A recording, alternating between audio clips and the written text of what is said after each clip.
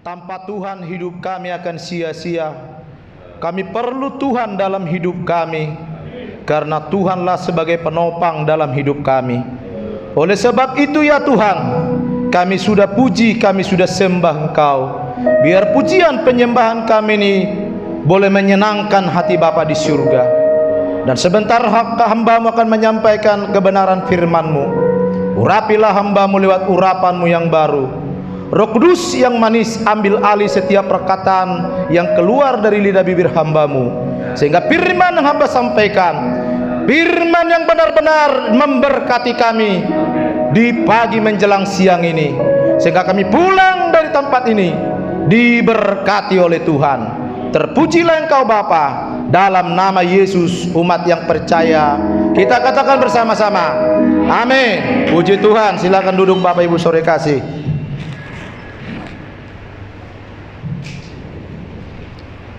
Shalom Bapak Ibu. Semangat ya. Kita harus bersemangat melayani Tuhan. Baik Bapak Ibu saudara kasih, kita akan buka Injil Yohanes pasal yang ke-15. Kalau bulan kemarin saya menyampaikan firman Tuhan Injil Yohanes juga pasal 14 itu ya. Sekarang saya menyampaikan Injil Yohanes pasal yang ke-15 ayat 9 sampai 15. Kalau sudah Bapak Ibu saudara kasih menemukan Alkitab saudara, saya akan undang Bapak Ibu saudara kasih kita bangkit berdiri. Injil Yohanes pasal 15 ayat 9 sampai 15. Kita saling bergantian, saya ayat yang 9, saudara Bapak Ibu ayat yang 10. Ya, seperti Bapa telah mengasihi aku, demikianlah juga aku telah mengasihi kamu. Tinggallah di dalam kasihku itu. Ayat 10 Bapak Ibu. Jika kamu mengikuti perintahku, kamu akan tinggal di dalam kasihku, seperti aku mengikuti perintah Bapakku dan tinggal di dalam kasihnya. Semuanya itu kukatakan kepadamu supaya sukacitaku ada di dalam kamu dan sukacitamu menjadi penuh. Inilah perintahku, yaitu supaya kamu saling mengasihi, seperti aku telah mengasihi kamu. Tidak ada kasih yang lebih besar daripada kasih seorang yang memberikan nyawanya untuk sahabat-sahabatnya. Kamu adalah sahabatku, jikalau kamu berbuat apa yang kukatakan padamu. Aku tidak menyebut kamu lagi hamba, sebab hamba tidak tahu apa yang diperbuat oleh tuannya. Tetapi aku menyebut kamu sahabat, karena aku telah memberitahukan kepada kamu segala sesuatu yang telah aku dengar dari Bapakku. Terima kasih Bapak Ibu, silakan duduk. Di sini firman Tuhan saya akan sampaikan kepada kita mengenai judul yang saya akan bawa, yaitu Yesus sebagai sahabat yang sejati. Yesus sebagai sahabat yang sejati. Yang menjadi bahan khotbah yang saya sampaikan ayat emasnya Bapak Ibu, ayat 15. Di sini mengatakan, aku tidak menyebut kamu lagi hamba, sebab hamba tidak tahu apa yang diperbuat oleh tuannya. Tetapi aku menyebut kamu sahabat, karena aku telah memberitahukan kepada kamu segala sesuatu yang telah ku dengar dari Bapakku. Jadi Bapak Ibu sore kasih, di dalam nama Yesus ini berbicara ada dua yang kita harus bahas tentang hamba dengan sahabat. Kalau hamba di dalam perjanjian lama itu adalah budak dikatakan. Jadi kalau budak itu Bapak Ibu sore kasih itu harus melayani tuannya. Kalau tuannya datang dari luar sampai tiba di rumah di pintu, hamba itu sudah menanti di pintu. Ya. Kalau hamba itu sudah menanti di pintu, tentu dia akan membukakan sepatu tuannya dan membukakan kaus kakinya. Bukan hanya membuka sepatunya atau kaus kakinya, tetapi juga harus dia mencuci kakinya sampai bersih. Sesudah itu tuan itu masuk ke dalam rumah. Apakah hamba itu diajak ke dalam rumah? Tidak. Kalau menurut perjanjian lama Bapak Ibu saudara kasih, Tidak boleh hamba itu masuk ke dalam rumah. Kalau di zaman sekarang ini hamba masuk ke rumah, ya. Bahkan pembantu juga tempat tidurnya spring bed, ya, enak-enak pakai handphone segala saudara kekasih. Tetapi kalau zaman dulu tidak, ya, terbatas hubungan antara Tuhan dengan hamba. Tetapi kalau sahabat dikatakan, kalau sahabat ini masuk bersama-sama, duduk bersama-sama dengan tuannya, berbincang-bincang bersama-sama, bahkan juga makan bersama-sama. Itulah seorang sahabat.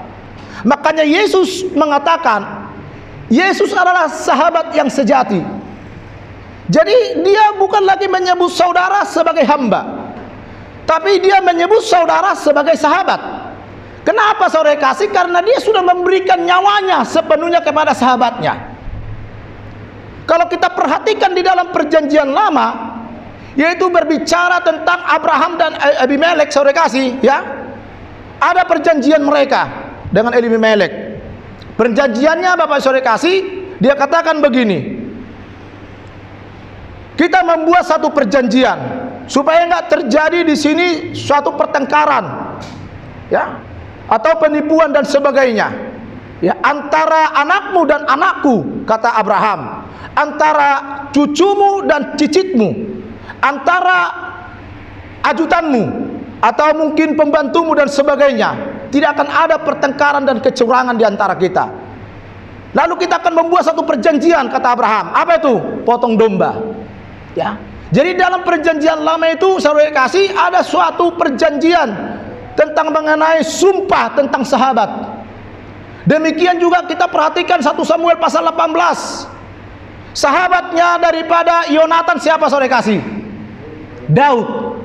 Walaupun Daud pada masa itu telah dibenci oleh Saul, Raja Saul. Kenapa dibenci oleh Raja Saul saudara kasih?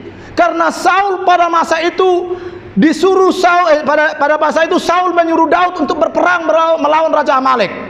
Maka lawan-lawannya kalah semua. Lalu ketika dia melawan musuh-musuhnya, dia mengalahkan musuh-musuhnya dengan beribu-ribu. Lalu Daud pada masa itu menari-nari dengan perempuan-perempuan pakai rebana, menari-nari untuk Tuhan. Lalu ketika menari-nari, perempuan ini berkata sambil menari-nari, Daud mengalahkan musuh berlaksa-laksa, Saul mengalahkan musuh beribu-ribu. Terjadilah suatu kecemburuan, ya. Lalu berusahalah si Saul, Raja Saul, ingin membunuh Daud. Bahkan seketika itu juga ketika dia menari-nari si Daud, dia lemparkan tombaknya saudara kasih. Apa yang terjadi? Dia elak saudara kasih, tombak itu nancap ke tembok, ya. Ini mengenai persahabatan. Sahabat yang karib, sahabat yang baik saudara kasih. Lalu dia memberitahukan si Yonatan, udah kamu pergi aja dari hadapan bapakku. Kalau kamu tidak pergi nanti kamu akan dibunuh. Dia lari saudara kasih, ya. Inilah berbicara tentang sahabat yang baik, sahabat yang sejati, ya. Tapi saya mau katakan, bisakah sahabat di dunia ini berpisah? Bisa nggak? Bisa. Walaupun kita sudah membuat satu perjanjian, bisa terpisah. Oleh karena dua karakter yang berbeda, pikiran yang berbeda saudara kasih. Contoh kita perhatikan, suami istri bisa nggak bercerai? Ada nggak bercerai suami istri? Ada banyak. Orang Kristen banyak nggak bercerai? Banyak, ya. Padahal sudah membuat satu perjanjian dan sumpah di hadapan Tuhan. Sebelum dia diberkati saudara kasih, sebelum pendeta menurunkan tangannya kepada kedua mempelai, lalu pendeta berkata kepada sang pengantin laki-laki, apakah engkau mengasihi istrimu dalam keadaan baik, dalam keadaan susah, dalam keadaan menderita, dalam keadaan senang dan sebagainya? Pendeta itu membuat statement seperti begitu di mimbar. Lalu laki-laki itu berkata, aku mengasihi istriku dalam keadaan susah, dalam keadaan baik dan sebagainya dan sebagainya. Di hadapan Tuhan, di hadapan manusia, di hadapan pendeta, dia bersumpah saudara kasih. Demikian juga sebaliknya perempuan itu saudara kasih. Tetapi apa kenyataannya? Cerai, ya. Bisa saja. Tetapi Yesus sahabat yang baik, ya, Dia memberikan nyawanya kepada kita, amin. Ya, bagaimana kita menjadi sahabat yang baik? Bagaimana kita menjadi sahabat yang sejati kepada Kristus? Yang pertama, kita harus mengasihi Dia, amin. Makanya kita baca tadi mulai ayat 9 sampai ayat 13 tentang mengasihi. Saudara kasih, sahabat yang sejati, sahabat yang baik, kita bersahabat dengan Kristus, kita harus mengasihi Dia dengan segenap hati kita. Bukankah dikatakan Injil Matius pasal 22 ayat 33 sampai 39 berkata bahwa ada seorang ahli Taurat, dia bertanya kepada gurunya yaitu Yesus, "Guru, hukum apakah yang aku akan lakukan?"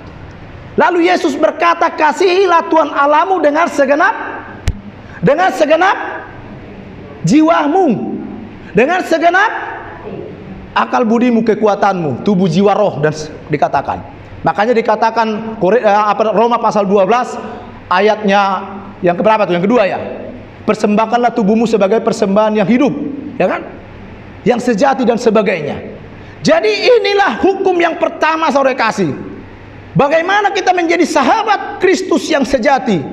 Rupa-rupanya kita harus mengasihi Allah dengan segenap hati kita. Artinya kita memiliki suatu kerinduan yang mendalam, saudara kasih. Supaya kenapa saudara kasih? Dikatakan bahwa Dia telah menyiapkan rencana yang indah untuk hidup kita. Ketika kita mengasihi Allah, Dia menyiapkan rencana yang indah bagi kita. Apa sih rencana Tuhan yang indah buat Bapak Yono? Apa sih rencana yang indah buat jemaat Aberta? Saya akan kupas ini, saudara kasih. Kenapa begitu banyak orang galau? Kenapa begitu banyak orang kacau? Kacau hatinya, tidak dijaga hatinya, sehingga terjadilah, saudara kasih, bumerang dalam kehidupan seseorang. Terjadilah, saudara kasih, niat-niat jahat di dalam hidupnya. Kita melihat di zaman sekarang ini sedang rame-ramenya di layar televisi, ya, di media-media, antara bos dengan anak buah, saudara kasih. Ya, tidak jaminan seorang pangkat mau S1, S2, S3, mau dokter, mau berpangkat tinggi, kalau tidak ada di dalam hidupnya, saudara kasih, kedamaian, tidak ada kasih di dalam dirinya. Ya, ketika kita mengasihi Allah, ya, ada hubungan kita dengan Tuhan, Bapak Ibu saudara kasih, maka ada suatu dikatakan rencana yang indah dalam hidup kita. Apa sih rencana Tuhan yang indah? Kita akan melihat dulu Yeremia pasal 29. Ada banyak orang kacau di zaman sekarang ini, ya, apalagi di zaman Covid ini, saudara kasih. Susah orang cari uang, sehingga kacaulah pikirannya, kacaulah hatinya, dan dia dikatakan menghalalkan uang dengan berbagai macam cara. Membunuh pun jadi, mencuri pun jadi, saudara kasih. Kalau di Tanah Merah itu, saudara kasih, mulai bulan 6 sampai bulan 8, RT 12 sampai RT 13 di tempat saya ada 7 motor yang hilang, lain handphone. Saking susahnya mungkin orang cari uang.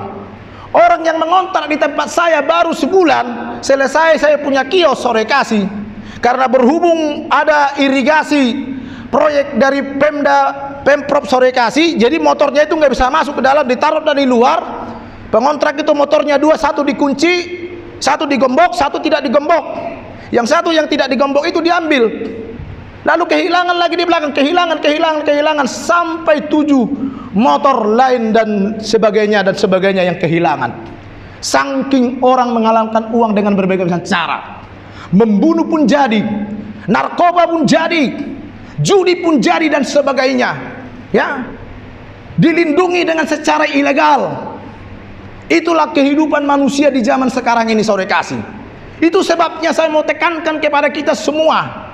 Mari kasihilah Tuhan Allahmu dengan segenap hatimu, dengan segenap kekuatanmu, dengan segenap akal budimu. Ketika engkau mengasihi Allah, dikatakan, yaitu Injil Matius pasal yang ke-22 ayat 37 sampai 39, kasihilah sesamamu manusia seperti dirimu sendiri. Itu horizontalnya, Bapak Ibu saudara kasih. Ketika kita mengasihi Allah di dalam hidup kita dengan segenap hati kita, ada rencana Tuhan yang indah dalam kehidupan kita. Rencana Tuhan yang indah dalam kehidupan kita, ini jawabannya. Coba saudara baca dulu Yeremia pasal 29. Itulah indahnya kita kalau kita mencari Tuhan, saudara kasih. Orang kalau tidak mencari Tuhan, mengutamakan Tuhan dalam kehidupannya, hidupnya akan kacau. Pikirannya akan kacau. Artinya bukan uang segala-galanya. Mau banyak uangmu 70 triliun, 50 triliun, tetapi engkau menghalalkan uang dengan berbagai cara, engkau kacau. Kita lihat viral saat ini di mana-mana. Di layar televisi itu yang diperbincangkan. Sedikit-sedikit saya pergi membeli bahan ke material, itu yang diperbincangkan orang. Mau dibawa kemana bangsa Republik Indonesia ini? Mau dibawa kemana pemerintahan kita ini, saudara kasih? Itu sebabnya generasi-generasi penerus di gereja GBA Berta, anak-anak Tuhan dari sekolah minggu remaja, kita tanamkan untuk mengasihi Allah. Ketika mengasihi Allah, ada rencana Tuhan yang indah dalam dirinya. Yeremia pasal 29 ayatnya 11. Cuma satu orang dulu yang baca, yang lantang, yang kencang. Sebab aku ini mengetahui rancangan-rancangan apa yang ada padaku Mengenai kamu. Demikianlah firman Tuhan, yaitu rancangan damai sejahtera dan bukan rancangan kecelakaan, untuk memberikan kepadamu hari depan yang penuh dengan harapan. Amin. Dikatakan ketika kita mengasihi Allah, ya, ada rencana Tuhan yang indah buat saudara dan saya. Rencana Tuhan yang indah buat saudara dan saya, ada rancangannya, dikatakan damai sejahtera. Amin. Dan damai sejahtera itu akan melingkupi seluruh jiwamu, hatimu, kehidupanmu, dan kau akan dipimpin. Walaupun engkau mungkin saat ini tidak punya uang, ada damai. Amin. Seseorang tidak ada damai di dalam hatinya, maka hidupnya akan kacau. Amsal pasal 4:23 berkata, jagalah hatimu dari segala kewaspadaan, karena dari situlah terpancar kehidupan. Bukankah seorang pemimpin ini yang membunuh ajutannya ini bukan orang Kristen? Kristen, tapi Kristen KTP. Dia tidak memiliki mungkin hubungan dengan Tuhan. Tidak ada damai mungkin di dalam hatinya. Kalau ada damai di dalam hatinya, ada damai sejahtera, ada kasih kepada ajutannya. Ya, tidak boleh membunuh. Itu versi Alkitab. Kasihilah sesamamu manusia seperti dirimu sendiri. Bagaimanapun kesalahan anggota kita, anak buah kita, ajutan kita, jemaat kita, ya, itu kita harus kasihi. Itulah manfaat seorang pemimpin, saudara kasih. Jadi jadilah saudara menjadi sahabat yang sejati dengan Kristus. Amin. Bagaimana caranya? Kasihi dia. Terus buat kasihmu kepada Tuhan. Coba kita perhatikan, saudara kasih. Ya, sedangkan pemerintahan kita aja sudah kacau. Bagaimana untuk kedepannya nanti? Ya, bagaimana untuk kedepannya?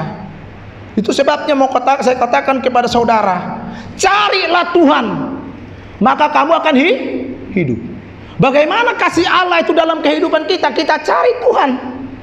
Di ayatnya Yeremia pasal 29 ayat 13, coba kita baca lagi. Kembali kepada Yeremia itu. Saya akan baca ya buat kita.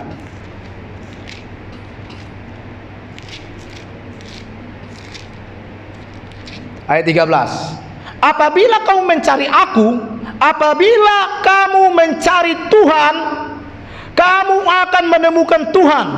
Apabila kamu menanyakan aku dengan segenap hatiku, dengan segenap hatimu, aku akan memberi kamu dan menemukan aku. Demikianlah firman Tuhan, aku akan memulihkan keadaanmu. Luar biasa ya. Keadaan kita akan dipulihkan, saudara kasih. Yang kacau hati kita, yang kacau pikiran kita, kita akan dipulihkan. Kenapa begitu banyak orang depresi? Kenapa begitu banyak orang semudah segampang itu mengambil jalan pintas, saudara kasih? ingin mau instan dan cepat sore kasih, karena tidak ada damai dalam hatinya. Padahal dikatakan tadi bukan hanya rancangan damai sejahtera, tapi rancangan yang penuh dengan pengharapan. Luar biasa sore kasih. Pengharapan tidak pernah mengecewakan di dalam Yesus, tapi pengharapan di dalam manusia itu akan mengecewakan. Contohnya seperti Pendeta Kurniawan, gembala sidang kita. Dia menjanjikan kepada Bapak Yono, Pak Yono, kalau kau setia di gereja GBA Berta sampai masa tuamu, tenang aja, saya akan tanggung anak-anakmu dan sebagainya. Ternyata apa yang terjadi? Tidak ada kenyataan. Contoh ya Pak ya. Hah? Apa Pak Yono kecewa? Pasti kecewa kepada manusia. Karena manusia itu tidak memberikan pengharapan. Dia hanya sebatas. Dia terbatas. Sama seperti saya, terbatas sore kasih. Punya kekurangan dan sebagainya. Tetapi Yesus sore kasih ada pengharapan. Tidak pernah mengecewakan. Ya. Manusia mengecewakan. Bapak ibu mengecewakan anakmu. Anak-anak kadang mengecewakan bapaknya dan mamanya. Ya. Atasannya mengecewakan anak buahnya mengecewakan atasannya. Berarti pengharapan tidak ada di dunia ini, amin. Pengharapan hanya di dalam Yesus. Tidak pernah mengecewakan kita. Luar biasa firman Tuhan ini Bapak Ibu sore kasih. Ketika mulai saya pelajari, ternyata ketika kita mengasihi Allah, ada rencana Tuhan yang indah bagi kita. Bagaimana caranya? Kita harus mencari Dia.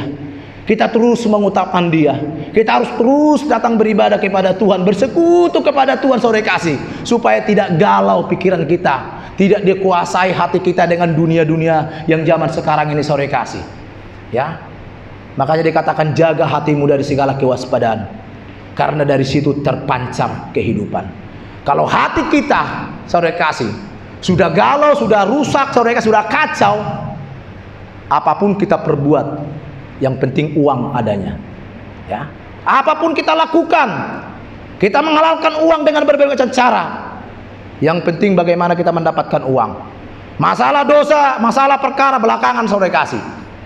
Kalau sudah nasi jadi bubur, nggak bisa lagi jadi nasi lagi sore kasih. Ya, jadi kita bersyukur kepada Tuhan.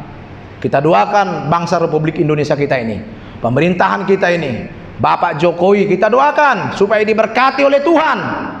Ya, kita doakan semua pemerintahan kita sore kasih, supaya untuk kedepannya jujur dan adil sore kasih, mengasihi rakyat Republik Indonesia ini.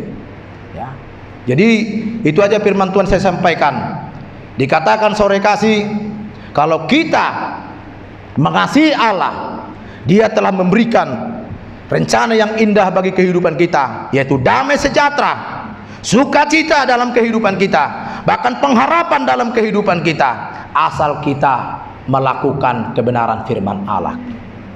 Kita lakukan firman Tuhan sore kasih.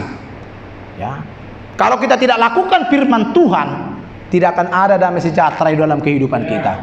Kan banyak nih pendeta nih menyampaikan firman Tuhan, kalau kau percaya kepada Yesus turun damai sejahtera. Benar.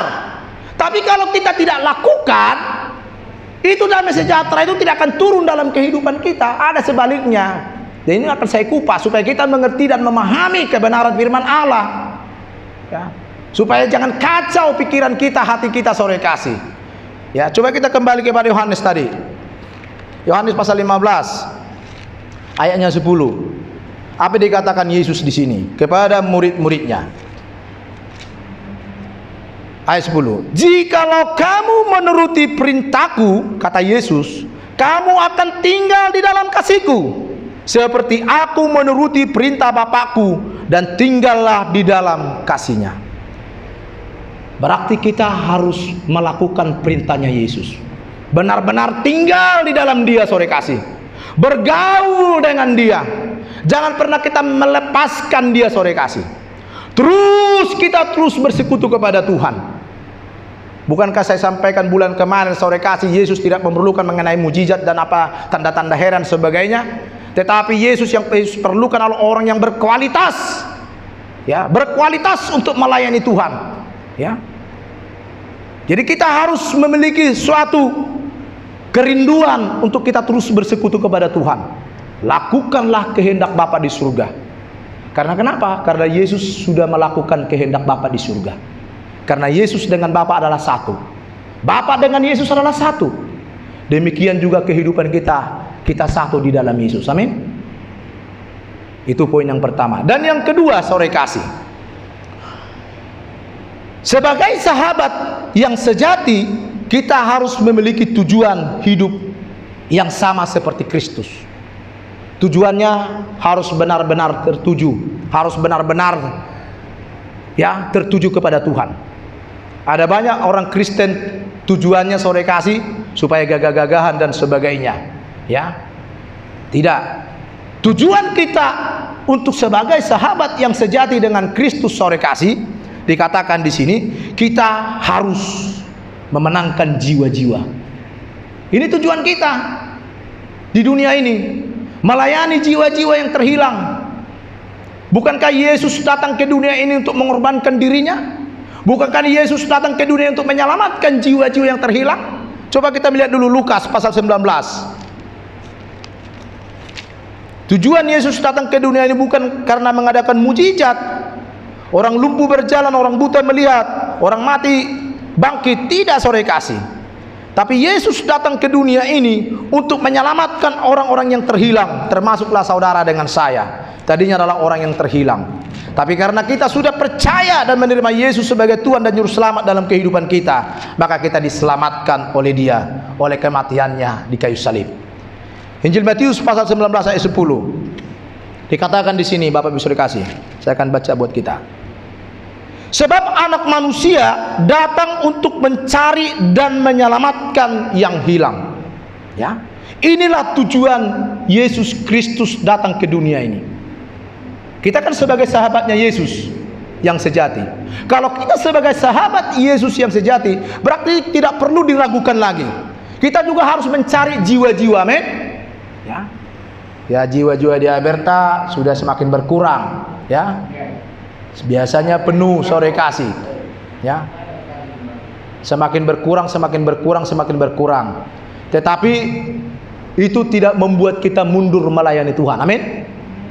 Karena pelayanan itu sore kasih miliknya Tuhan. Tuhan hanya mempercayakan kita.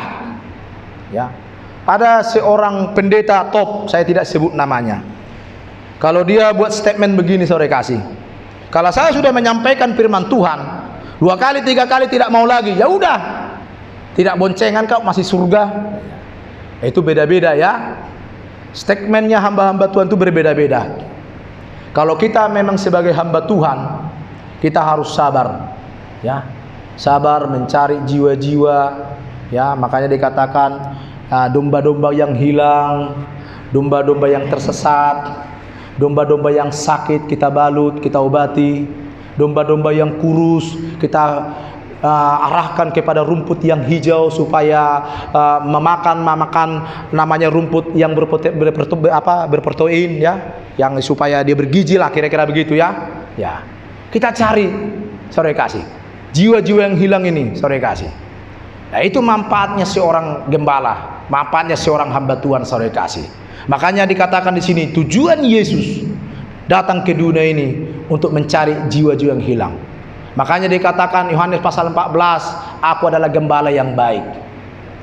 Gembala yang baik itu mencari domba-dombanya sore kasih. Jadi kalau ada pencuri sore kasih untuk mencuri dombanya, itu gembala itu sudah ada siap di kandang domba itu. Jadi domba-domba itu, gembala-gembala itu mengenal domba-dombanya, dan domba-domba itu juga mengenal gembalanya, benar? Karena setiap hari digembalakan sore kasih, setiap hari digembalakan. Jadi gembala itu sayang sama domba-domba itu, dan domba-domba itu juga mengenal gembalanya sore kasih. Demikianlah tujuan daripada Yesus datang ke dunia ini. Bukan hanya sekedar dia menyelamatkan jiwa-jiwa, tapi dia memberikan hidupnya, mengorbankan dirinya untuk sahabat-sahabatnya sore kasih. Demikianlah kehidupan kita. Kita cari jiwa-jiwa kembali sore kasih. Dan yang kedua, kita harus berkorban. Sebagaimana Yesus sudah berkorban, kita harus juga berkorban. Berkorban secara waktu, berkorban secara materi dan sebagainya. Kita harus berkorban sore kasih. Inilah dikatakan sebagai sahabat yang sejati. Sebagai sahabat yang sejati itu saudara kasih, kita harus memuji-muji Tuhan, ya, memuliakan Tuhan. Jadi sebelum dalam arti ibadah diselenggarakan di tempat ini, kita sudah duduk duluan. Karena di dalam penyembahan itu hadirat Tuhan turun bagi kita. Bukankah Alkitab mencatat Yohanes pasal 4 ayat 4 ya, Yohanes pasal 4 ayat 23, Allah itu mencari penyembah-penyembah di dalam roh dan kebenaran. Ya. Berarti Tuhan rindu disembah, Tuhan rindu dimuliakan, Tuhan rindu ditinggikan sore kasih. Ya. Sebagai sahabat yang sejati kita harus memuji memuliakan nama Tuhan. Sesudah memuji memuliakan nama Tuhan, kita mendengarkan firman Tuhan. Itu sebabnya dikatakan Ibrani pasal 10 ayat 25, janganlah kita meninggalkan ibadah-ibadah yang kita sudah biasakan. Ya, terus kita beribadah kepada Tuhan. Amin. Karena itu mengandung janji dalam kehidupan kita. Terus kita beribadah kepada Tuhan. Setia kepada Tuhan beribadah. Coba kita melihat dulu Ibrani pasal 10 ayat 25. Ini tujuan kita untuk hidup. Ada banyak orang tujuannya untuk hidup tidak mau beribadah. Akhirnya di rumah saudara kasih. Ayat 25. Ibrani pasal 10 ayat 25. Janganlah kita menjauhkan diri dari pertemuan-pertemuan ibadah kita seperti yang dibiasakan oleh beberapa orang. Tetapi marilah kita saling menasihati dan semakin giat melakukan menjelang hari Tuhan yang mendekat. Ya, kita giat. Kita giat terus melayani Tuhan. Memang Bapak Ibu saudara kasih ada titik kejenuhan. Ya. Kalau tidak ada titik kejenuhan itu membuktikan kita bukan manusiawi. Berarti Tuhan saudara kasih. Manusiawi ada titik kejenuhan. Tapi di balik titik kejenuhan itu, poin yang pertama tadi ada damai yang memberikan sukacita, yang memberikan kekuatan bagi kita untuk semangat untuk terus melayani Tuhan. Amin. Itu. Jadi kita harus beribadah. Utamakan Tuhan lebih daripada segalanya. Lakukan kehendak Bapa yang di surga. Karena visi dan misi Yesus datang ke dunia ini saudara kasih untuk menyelamatkan jiwa-jiwa, bahkan dia berkorban saudara kasih melakukan kehendak Bapa yang di surga. Demikian juga kita melakukan kehendak Yesus Kristus. Selama kita hidup di dunia ini, apa yang kita lakukan? Kehendak Tuhan. Kita melayani Tuhan. Kita melayani sesama kita. Kita berkorban untuk Tuhan saudara kasih. Sekalipun mungkin tidak ada materi kita, uang kita, kita berikan kepada Tuhan. Kita berikan waktu kita, tenaga kita kepada Tuhan. Ya, kita punya uang, kita berikan juga kepada Tuhan. Kita berikan hidup kita sepenuhnya kepada Tuhan. Maka Alkitab mencatat jerih payahmu tidak akan sia-sia. Semua Tuhan perhitungkan itu semua. Apa yang kamu tabur, itulah yang kamu tuai. Kalau kita tabur saudara kasih mangga, ya, pohon mangga kita tanam, buahnya juga pasti mangga. Kita tanam singkong, buahnya pasti singkong. Tidak mungkin buahnya saudara kasih ubi. Sudah berbeda kalau ubi itu kan ubi jalar, kecil dia punya pohon. Ya. Jadi kita taburlah yang baik untuk Tuhan. Selagi masih ada waktu yang Tuhan berikan kepada kita untuk kita hidup di kolong langit ini, kita harus tetap beribadah kepada Tuhan, bersekutu kepada Tuhan, bersyukur kepada Tuhan, berkorban untuk Tuhan saudara kasih. Memang tidak mudah berkorban untuk Tuhan. Tidak mudah seorang Yesus Kristus memberikan nyawanya untuk sahabatnya. Ya. Adakah di antara kita yang rela mati untuk sahabatnya? Nggak ada ya.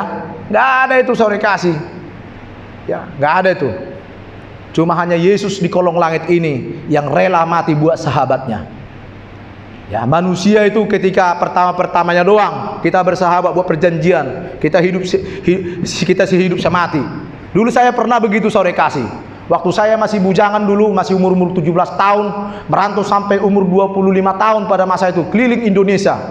Jadi setiap saya ada di satu provinsi atau satu kabupaten, saya punya sahabat selalu. Persahabatan saya selalu saya potong, saya punya tangan keluar darahnya, pakai silet. Saya beset begini.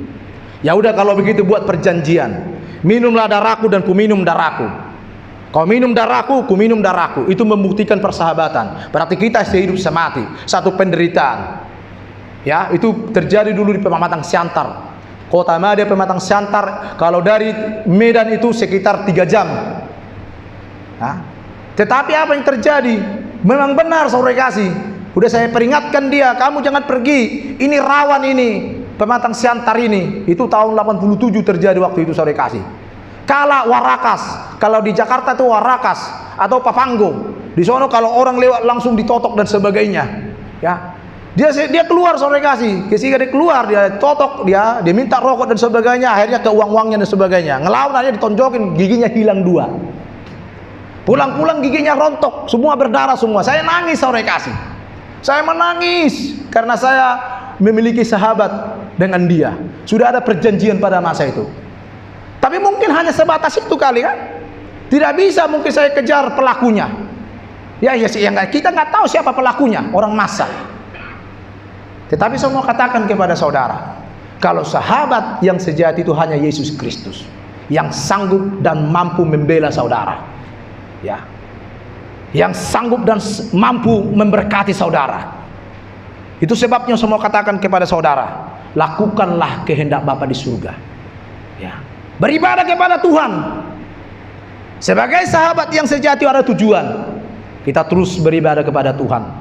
Dan yang ketiga saudara kasih, sebagai sahabat yang sejati dengan Kristus, selidiki firman Tuhan. Amin. Mau nggak selidiki firman Tuhan? Amin. Wah, kayaknya ragu nih. Pernah nggak selidiki firman Tuhan? Selidiki artinya membaca firman Tuhan setiap hari. Cuma satu ayat saudara renungkan. Ketika saudara baca selidiki firman Tuhan, cuma hanya satu ayat saudara selidiki, pengetahuan saudara akan semakin bertambah. Pengenalan saudara akan Tuhan akan semakin bertambah. Semakin bertambah sukacitanya Allah dalam kehidupan saudara. Kenapa begitu banyak orang galau, kacau hidupnya? Karena tidak mau menyelidiki firman Tuhan. Ya, itu perlunya firman Tuhan ini. Rasul Paulus mengingatkan kepada jemaat yang ada di Tesalonika, ya, dia mengingatkan supaya kalian harus menyelidiki firman Tuhan, supaya kalian bertumbuh dan berbuah, kata Rasul Paulus. Jadi kita harus menyelidiki, jangan hanya handphone terus, ya. Kita lihat semua handphone dunia ini dan sebagainya, tapi kita tidak pernah menyelidiki firman Tuhan saudara kasih. Akhirnya kita jadi galau dan kacau kehidupan kita. Coba kita melihat dulu kisah para rasul. Ternyata sebagai sahabat yang sejati itu, Bapak Ibu saudara kasih, harus menyelidiki kebenaran firman Tuhan. Kita buka dulu kisah para rasul pasal 17. Coba anak muda dulu yang baca ini. Si Grace. Ini si Grace ini sudah mau selesai nih kuliahnya. Kisah para rasul pasal 17 ayatnya yang ke-11. Silakan saudari Grace baca. Setelah Rasul 17 ayat yang ke-11, orang-orang Yahudi di kota itu lebih baik hatinya daripada orang-orang Yahudi. Coba berhenti dulu. Orang-orang Yahudi di kota itu lebih baik hatinya daripada orang-orang Yahudi yang ada di Tesalonika. Ada dua di sini dikategorikan dua kelompok. Orang-orang Yahudi dan Yahudi di kota itu dan orang-orang Yahudi di Tesalonika. Lebih baik ternyata perilaku orang-orang Yahudi yang ada di Tesalonika. Apa rahasianya? Coba terus. Karena mereka menerima firman itu dengan segala kerelaan hati dan setiap hari mereka menyelidiki kitab suci untuk mengetahui apakah semuanya itu benar demikian. Amin. Berarti setiap hari mereka menggali. Orang-orang Yahudi yang ada di Tesalonika tiap hari menggali dan menyelidiki firman Tuhan. Ya. Apakah orang-orang Yahudi rohani yang ada di GBA Berta menyelidiki firman Tuhan? Amin. Ya, kok nggak aminnya? Berarti nggak pernah menyelidiki ini. Amin. Ya. Menyelidiki firman Tuhan. Ya, orang-orang Israel GBA Berta ya tiap hari menyelidiki firman Tuhan. Kalau kita menyelidiki firman Tuhan dikatakan kehidupannya benar, dia bertumbuh dan dia berbuah. Ya. Jadi sebagai sahabat yang sejati dalam Kristus, kita harus menyelidiki firman Tuhan, makan firman Tuhan setiap hari. Kalau saudara tidak makan makanan nasi Menurut versi orang Indonesia, saudara kasih, nggak makan saudara 3 hari akan lemas. 1 minggu, bagaimana Ibu Yono? 1 minggu nggak makan bagaimana? Mati. Sama kita itu. Kalau nggak kita selidiki, kita tidak baca firman Tuhan itu, kita akan mati rohani. Kita tidak akan menjadi sahabat yang sejati dengan Kristus. Kita akan galau, kita akan kacau kehidupan kita. Jadi selidikilah kebenaran firman Tuhan setiap hari. Dan yang keempat, saudara kasih, Injil Matius pasal 16 ayat 24 bunyinya apa saudara kasih? Barang siapa percaya kepadaku, dia harus menyangkal pikul salib. Itu moto kita, GBA Berta. Tiap hari sangkal diri, pikul salib. Sebenarnya kalau dijabarkan ini luas, tapi saya berjabarkan sedikit saja. Sangkal diri, pikul salib. Jadilah orang yang rendah hati. Amin. Kalau engkau menjadi orang yang rendah hati, mau kaya raya kau, mau hebat kau, mau apapun kau, tapi kau rendah hati. Ada pengacara-pengacara top di Indonesia ini, saudara kasih. Tapi tidak ada rendah hatinya. Tapi ada pengacara-pengacara yang tidak pernah kelihatan, tapi sekarang sedang viral, diberantas semua. Bayangkan diberantas pemerintahan, satu pemerintahan saya tidak sebut, ya, sampai terlibat berapa puluh orang saudara kasih. Ternyata saya selidiki orang ini cinta Tuhan, menyelidiki firman Tuhan. Kok orang ini kok aneh? Datang berapa orang ke rumahnya menyuap beliau dengan puluhan miliar supaya kasus ini diberhentikan. Dia tolak. Dia bersaksi lagi. Zamannya Hambalang di Bogor, zamannya SBY pada masa itu saudara kasih, datang berapa orang memberi uang kepada dia ratusan miliar, dia tolak. Ternyata orang ini adalah orang yang takut Tuhan, orang yang jujur, ya, orang yang menyelidiki firman Tuhan. Dan ini dikatakan sangkal diri, pikul salib. Orang yang rendah hati akan diangkat oleh Tuhan. Tapi orang yang sombong akan direndahkan oleh Tuhan. Amin. Katakan kiri kananmu, orang yang rendah hati akan diangkat oleh Tuhan. Kalau kau sombong akan diturunkan dengan Tuhan. Ya. Nih anak-anak muda, kau mau S2 kau, mau hebat kau, mau kaya kau, jangan pernah anggap orang kecil rendah ya. Jangan. Mau miskin dia, jangan pernah kau anggap rendah. Itu suatu kesombongan. Awal kejatuhan manusia itu kesombongan. Ya, kalau yang lain mungkin masih dimaafkan oleh Tuhan, tapi kesombongan hati-hati. Ya, Lucifer adalah malaikat yang sombong. Karena dia berkata tidak perlu disembah. Dia sudah mencuri kemuliaan Tuhan. Tidak perlu disembah Tuhan itu, sembahlah aku. Tuhan jatuhkan sepertiga di muka bumi. Itu saya tekankan kepada anak-anak saya. Siapapun yang kamu kenal, kasih senyum. Karena senyuman itu bagian daripada ibadahmu. Mungkin kau tidak bisa memberikan uang, tapi berikan senyum. Siapapun yang kamu kenal. Kalau saya, prinsip saya, saudara kasih, mau saya diberkati Tuhan secara finansial, saya bilang sama Tuhan, Tuhan jadikan saya menjadi orang yang rendah hati. Siapapun biarlah saya temanin Tuhan. Mau orang gila, mau orang bawahan, mau pemulung dan sebagainya, mau orang papan atas dan sebagainya, biar bisa saya temanin.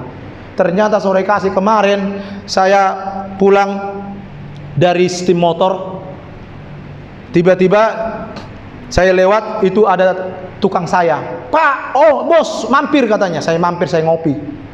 Ternyata banyak saya kenal, ada berapa orang. Tiba-tiba datang ibu-ibu 3 orang sore kasih, lewat, cakak kiki gitu. Ternyata orang gila. Ibu itu orang gila. Orang gila itu mengenal saya. Sampai bapak itu ngomong, ini demi Tuhan sore kasih, kok ibu itu kenal bapak? Iya, orang gila pun saya temanin, saya gituin. Memang ibu ini depresi, bercerai dengan suaminya. Suaminya ngontrak di tempat saya di Pikri, di Jalan Bendungan Melayu. Karena sudah bercerai, ibu ini depresi jadi stres. Sehingga ibu ini setiap saya menagih kontrakan, ibu ini selalu duduk dekat pintu itu, senyum-senyum kepada saya. Lalu saya senyum juga sore kasih. Ya, tapi pakaiannya rapi, bagus, ya cantik orangnya, cantik. Putrinya cuma hanya satu-satunya anak tunggal sore kasih. Lalu saya mulai selidiki, ternyata mantan istri bapak ini sore kasih. Kenapa kok diceraikan? Sudah gila. Jadi kemarin lewat dia sore kasih, dia cakak gigit di depan saya. Sehingga tukang saya bilang, kok bapak, om bisa kenal itu? Itu kan ada kurang-kurangnya om. Memang siapapun saya temanin. Bahkan tetangga saya juga ada yang error. Namanya siapa itu namanya tuh?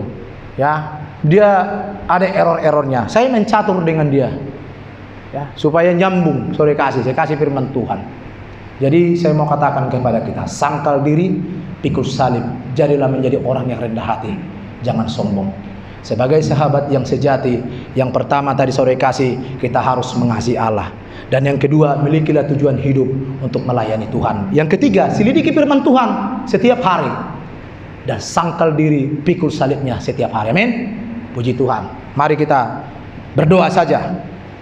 Haleluya Yesus. Bapa yang baik, yang penuh kasih, hamba-Mu sudah berhenti berbicara menyampaikan kebenaran isi hati-Mu.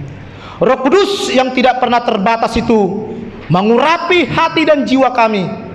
Biar kiranya firman-Mu Tuhan tertanam di dalam lubuk hati kami. Mampukan kami Roh Kudus menjadi pelaku-pelaku kebenaran firman Tuhan. Supaya kami tetap mengasihi Engkau. Kami tetap memiliki hubungan yang intim dan takut kepada Tuhan. Berkati umat-Mu di siang hari ini Tuhan. Terpuji-pujilah Engkau Bapa. Di dalam nama Tuhan Yesus Kristus, hamba sudah berdoa dan mengucap syukur. Haleluya.